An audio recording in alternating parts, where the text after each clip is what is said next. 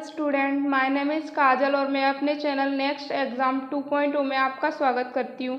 आज मैं पढ़ाने जा रही हूँ थर्ड कंपाउंड वसा। मैं इसके बारे में बताऊँगी वसा क्या होती है, इसकी कमी से क्या हो जाता है और इसकी अधिकता से क्या हो जाता है, इसके बारे में बताऊँगी मैं आपको इस चैप्टर में। वसा क्या होती है? ये वसीय अम्ल तथा ग्लिसरॉल का एक एस्टर होती है। क्या होती है? वसीय अम्ल तथा ग्लिसरॉल का एक एस्टर होती है वसा। अगर ये 20 डिग्री सेल्सियस ताप पर है तो 20 डिग्री सेल्सियस ताप पर अगर ये ठोस अवस्था में होती है तो इसे क्या बोला जाता है? वसा ही बोला जाता है। अगर ये 20 डिग्री सेल्सियस ताप पर द्रव अवस्था में हो जाती है तो इसे क्या बोला जाता है? तेल बोला जाता है। वसा कितने प्रकार की होती है? 2 प्रकार की होती है, संतृप्त वसा, असंतृप्त वसा।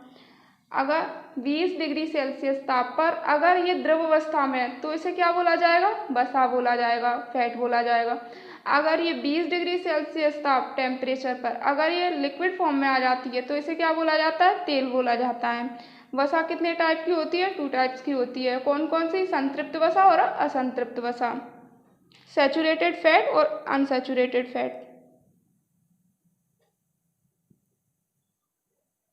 संतृप्त वसा में क्या आता है? कोई भी ऐसा कंपाउंड अगर उसे अधिक टेम्परेचर देते हैं तो वो कैसा फॉर्म बना ले? लिक्विड फॉर्म में आ जाए, और कम टेम्परेचर देते हैं तो कैसे फॉर्म में आ जाए? सॉलिड फॉर्म में आ जाए, तो उसे क्या कहा जाता है? संतृप्त वसा कहा जाता है। और असंतृप्त वसा क्या होती है? कोई भी ऐसा कंपाउंड अगर उसे चाहे अधिक टेम्परेचर दे लो या कम टेम्परेचर दे लो, लेकिन वो कैसे फॉर्म में रहे? लिक्विड फॉर्म में ही रहे, तो उसे क्या कहा जाता है? असंतृप्त वसा कहेंगे हम। अब संतृप्त वसा के ऑक्सीडेशन के लिए कितनी एनर्जी की रिक्वायरमेंट होती है? तो इसके लिए अधिक एनर्जी की रिक्वायरमेंट होती है। असंतृप्त वसा के ऑक्सीकरण के लिए कितनी एनर्जी की रिक्वायरमेंट होती है? तो इसके लिए लेस एनर्जी की रिक्वायरमेंट होती है, कम ऊर्जा की आवश्यकता होती है इसके लिए। ये किससे प्राप्त होती है? ये जंतुओं से भी प्राप्त होती है संतृप्त वसा। असंतृप्त वसा ये पादपों से भी प्राप्त हो जाती है संतृप्त वसा। संतृप्त वसा के एग्जाम्पल में क्या है? संतृप्त वसा के एग्जाम्पल में है घी को अगर अधिक टेम्परेचर देते हैं तो ये कैसा फॉर्म में आता है? लिक्विड फॉर्म में, और कम टेम्परेचर देते हैं तो ये सॉलिड फॉर्म में बना लेता है।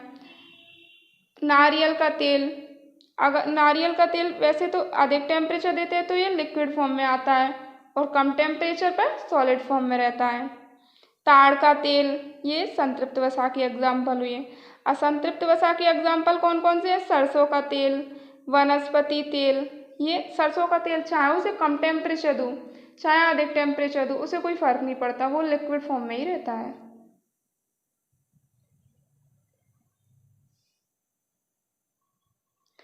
अब आपसे कहें 1 ग्राम वसा से कितनी कैलोरी ऊर्जा प्राप्त होती है? तो 1 ग्राम वसा लेने से 9.3 कैलोरी ऊर्जा प्राप्त होती है। कितनी कैलोरी ऊर्जा प्राप्त होती है? 9.3 कैलोरी ऊर्जा प्राप्त होती है। एक सामान्य व्यक्ति को कितनी वसा लेनी चाहिए? एक वयस्क व्यक्ति को कितनी फैट लेनी चाहिए? तो आप क्या कहोगे? 20 से 30% कितनी ऊर्जा प्राप्त होती है एक सामान्य व्यक्ति को वसा से? तो आप क्या बताओगे? 20 से 30% अगर उसे एनर्जी लेनी हो तो वो क्या करेगा? वसा लेगा। शरीर में इनका संश्लेषण कहाँ होता है? माइटोकॉन्ड्रिया में। संश्लेषण मतलब इनका निर्माण कहाँ होता है शरीर में? तो इनका निर्माण कहाँ होता है? माइटोकॉन्ड्रिया में होता है। इनके मेन फंक्शन क्या है वसा के? ये क्या करती हैं? ये शरीर को लंबे समय तक कार्य करने के लिए ऊर्जा प्रदान करती हैं। अगर किसी भी व्यक्ति को लंबे समय तक कार्य करने के लिए ऊर्जा चाहिए तो वो क्या करेगा? वसा लेगा। वसा क्या करती है? लंबे समय तक कार्य करने के लिए ऊर्जा प्रदान करती है। ये क्या करती है वसा? इनका सेकंड फंक्शन क्या होता है? ये त्वचा के नीचे जमा होकर शरीर के ताप को बाहर नहीं निकलने देती हैं। ये क्या करती है? शरीर के टेम्परेचर को बाहर नहीं निकलने देती है। कैसे नहीं निकलने देती? ये त्वचा के नीचे जमा हो जाती है वसा, तो ये क्या करेंगी? शरीर के टेम्परेचर को बाहर नहीं निकलने देंगी। इनका थर्ड फंक्शन क्या है?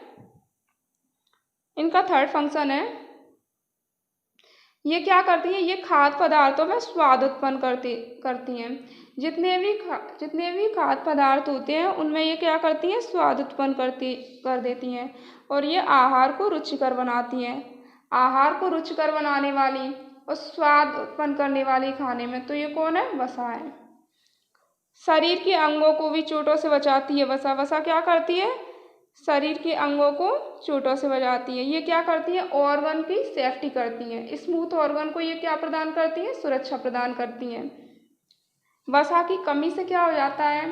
इसकी कमी से त्वचा रूखी हो जाती है, स्किन ड्राई हो जाएगी इसकी कमी से, वेट लॉस हो जाएगा, और क्या होता है? शरीर का विकास रुक जाता है, शरीर की डेवलपमेंट रुक जाएगी इससे।